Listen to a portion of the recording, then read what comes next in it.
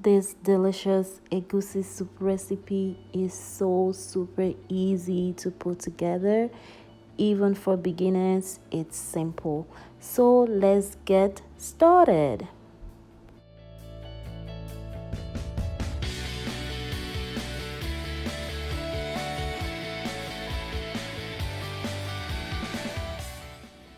For this recipe, I will be using some goat meat, cow tail, and beef shank. I also have 2 red bell peppers, 1 cup of red palm oil, 2 hot peppers, which is optional, 2 tablespoons of thyme, half cup of crayfish, grounded crayfish, 1 large red onions, 3 cups of ugwu leaf, 1/4 cup of bitter leaf, 3 nut cubes, 1 tablespoon of salt, and 2.5 cup of ground egusi. Since my ugwu and bitter leaf are dried, I rinse and soak in water a day before or the same day off. Yes, the water will be used to prepare the soup so as not to lose the nutrients from the vegetables. So the first thing I do is to blend the red peppers and the onions, and I am going to set these aside for later. And for the protein, we are going to start off with 2 cups of water, add the thyme, 2 cups of onions, and then one of the cubes. We mix it in. I added another 2 cups of water, and I'm just going to cover this and cook it on high heat for 30 minutes.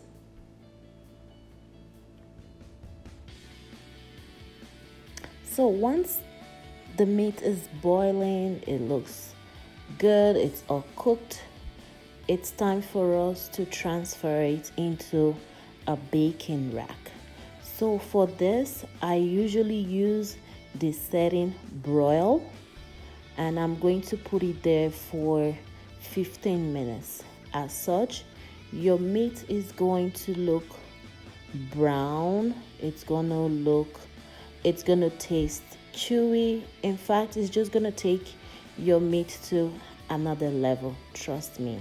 The setting, it's broil for 15 minutes. So I added onions, the blended mixture, some cubes and some onions, crayfish, palm oil, some salt, and we are gonna cover this up and let it boil and cook until you see that it is all good. You add the ground egusi and give it a good mix, and we are going to cover it and let it boil. Once you see that the oil is starting to separate from the egusi, you know that we are getting there, it's cooking well. But I find that the egusi was a little bit thick, so I'm going to add some water to it. That was 1 cup of water, another cup of water. Give it a good stir or turn it. Check out the consistency. If you like your egusi really thick, you can leave it as such, but I want to have some juice in mine. It was still a little bit thick for me, so I added 1 more cup of water. This water, it's that color because it's coming from the vegetable. So I gave it a good turn, and I'm gonna cover it and let it cook. So it's going to start boiling really well on medium heat because you don't want it to burn. Meanwhile, you're gonna open and keep turning, making sure that your egusi soup it's not burning. And another thing with egusi soup, you want to make sure that it's really cooked because some people have a sensitive stomach, so egusi soup might they might be sensitive to it and it might trouble them. So it's better you cook it properly and it's well cooked. So at this point, you can see that the oil is all separated. The egusi mixture is well settled in, and you can tell that it's really cooked looking at it. So when you see that your egusi soup is like this, you can now add your protein. Your meat can now come in. So once your meat is in, All you need to do is give it a little bit of a mix, and then we are going to now add the bitter leaf and the ugwu leaf. Meanwhile, you can use kale, you can use spinach, you can use whatever preference of vegetable that you like. Understandably, some people are allergic to some vegetables, so it's okay to use any vegetable of your like. For me, there have to be that little kick of bitter leaf in my egusi soup, and ugwu leaf is just something that I was raised with and I really love it. So you give it a good turn there. Look at the consistency. Do you like it? Is it thick enough for you?